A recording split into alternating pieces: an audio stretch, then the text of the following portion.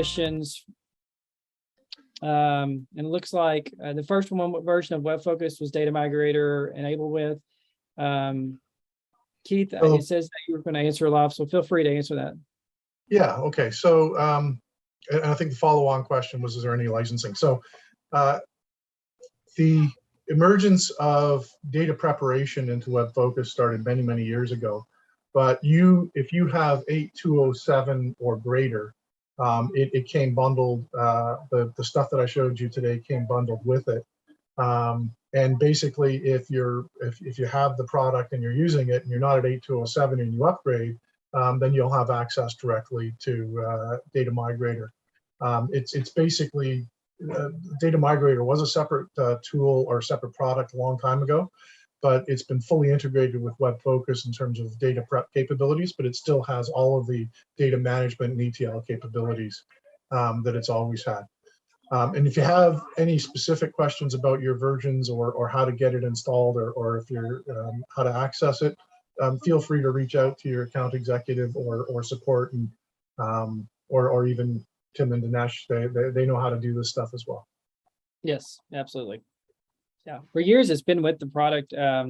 Sometimes it was kind of almost like a hidden feature in there, but yeah, it's definitely more and more people using it. So Robbie, Karen, and there are no additional licensing fees required, just to answer the second half of that question.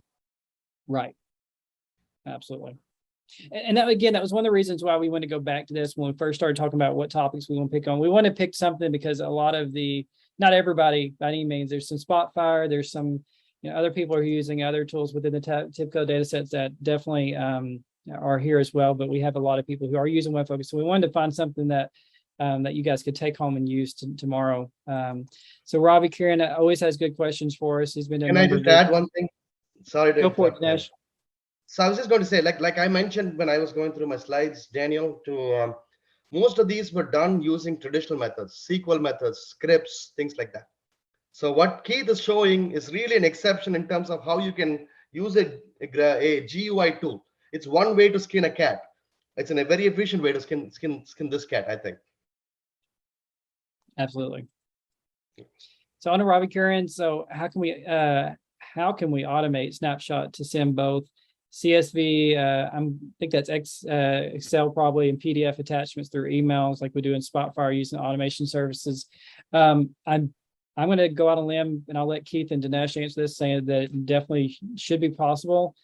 Keith showed you a little bit of that process. I think you would just have to expand, Keith, probably on that process that you did and you were showing them as far as where it would go to and how it's delivered, right? Yeah, and it depends on how. So I have two answers to the question. The first one is yes.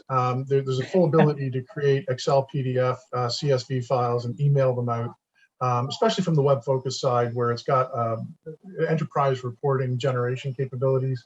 It can go to printers, email, SFT, anywhere you want to put it. So yes, that's fully into the product. You can do some of that with the ETL or the data management side that I was showing you in terms of pushing out data.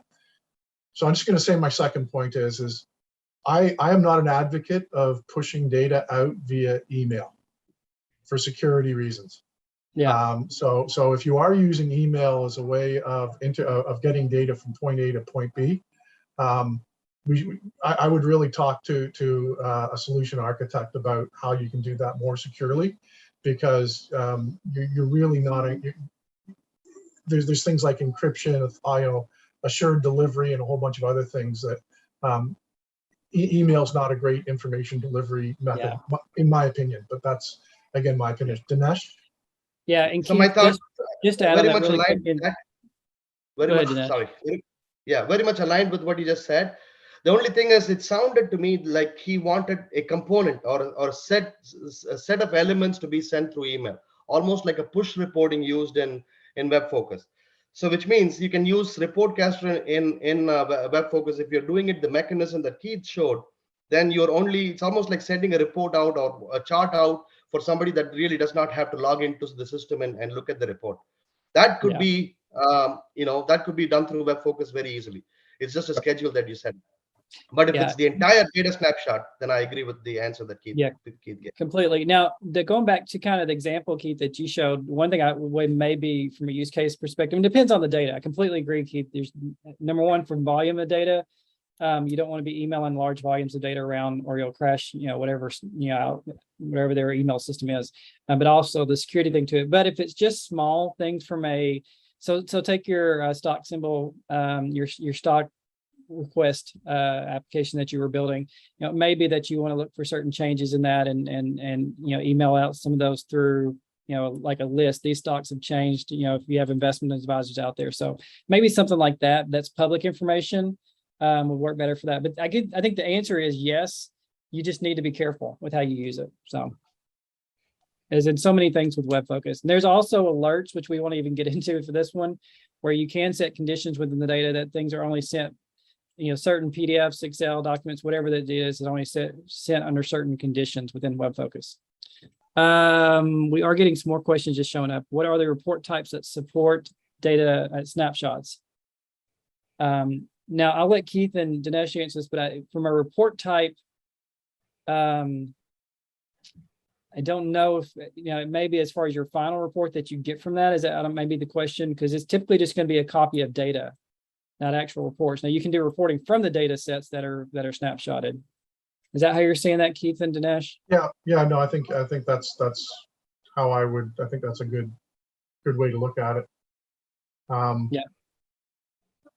And as far as the next one, the intervals that it can be created, I think you have a pretty good flexibility in how those intervals are created.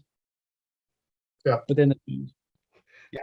So if you, and I think we're blending topics in the sense of generating a report, an Excel spreadsheet or a PDF, which can be done at virtually any interval, and then extracting data.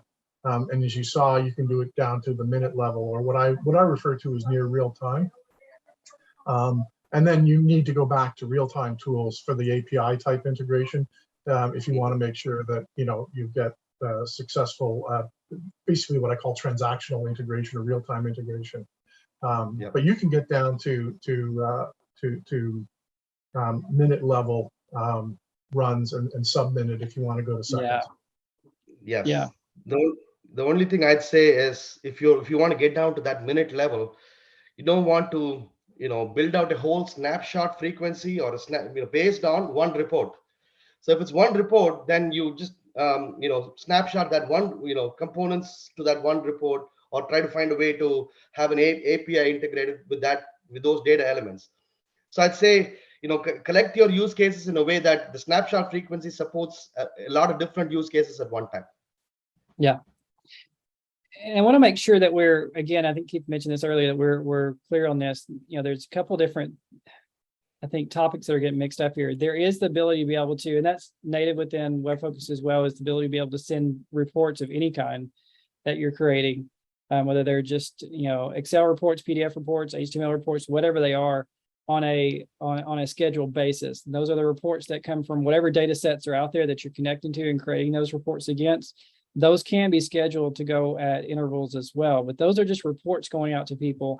The topic that we had today was more on actually creating data sets or copying data sets rather than just copying reports. Now, as Keith showed you, you can directly create analytics from that data, but just to make sure we're on kind of separating the two from just scheduling reports, which is the ReportCaster product that is also native to web focus, where you can schedule actual reports, which can be files, CSV files, PDF files, or whatever you want them to be, versus just doing a copy of data from one data source into the next, or from that data source into itself, wherever you want the endpoint to be.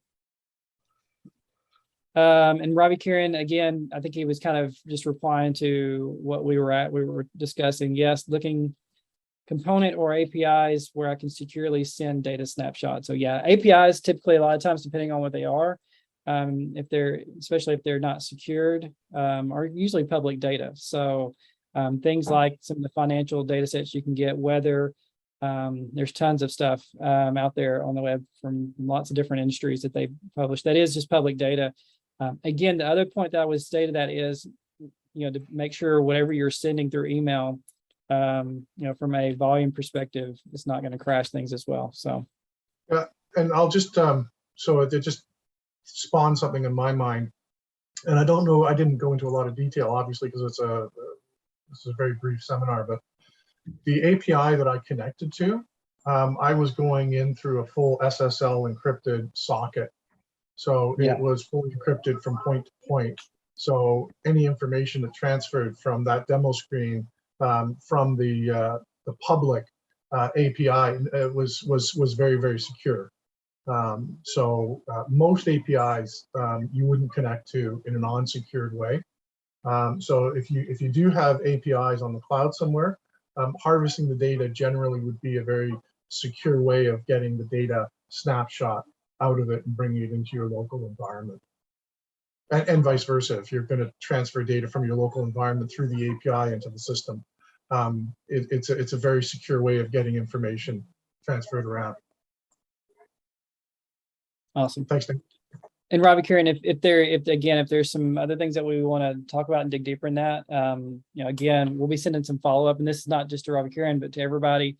Please, we would love to have some sessions with you guys, just sitting down and talking and about some of the things that you guys are facing in this area. So, and we'll send those follow-ups. And the bonus is you'll get a, I don't know, $10, $15, whatever it is, usually a gift card for your own coffee for it. So, all right. That's all the Q&A questions we have. And I appreciate, we still have, quite a few hung around. I appreciate it. I know we're over the time, as typically the Q&A for these usually does. But I appreciate everybody joining. Again, fill out the actual survey stuff at the end. If there's any topics that you guys are hearing or things that you would like to hear us discuss or debate or even want to present, some things yourselves, be glad to let us know. We love hearing from you guys. We started these again as just to have a conversation back and forth with you guys, the people who are using this. And we want to make sure that this is not just us here talking, but we're talking about things that really affect you guys. At least that's our wishes. So again, appreciate everybody coming out. Thanks, Keith and TIBCO team for helping with this again and making this another good topic. And we look forward to the next one probably in a couple months. Thanks, guys.